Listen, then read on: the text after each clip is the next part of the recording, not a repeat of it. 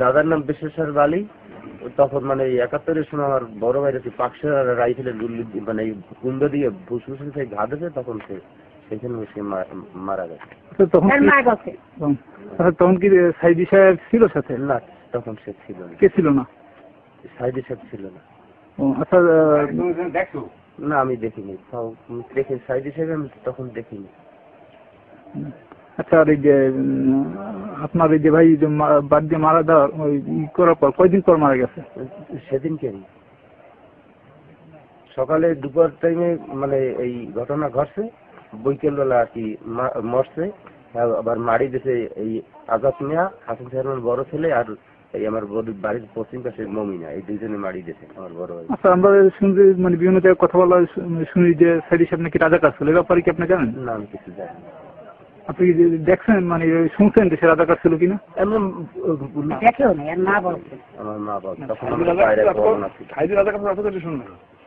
রাইফেলের যখন ঘা দিয়েছে বুকের উপর, তখন আমার দাদার ওই কাশের সাথে সাথে রক্ত বাইরে। কারা ঘা দিচ্ছে রাইফেল দিয়া? পাকসেনারা। ভালো ছিল যে কাজ বাসে, আমাকে কোনো দিন খারাপ দেয় নাই। Side side. আচ্ছা, তখন এই আর্মিতে আসার পরে ওইখানে ঘটনাটা কি হয়েছিল একটু বলুন তো।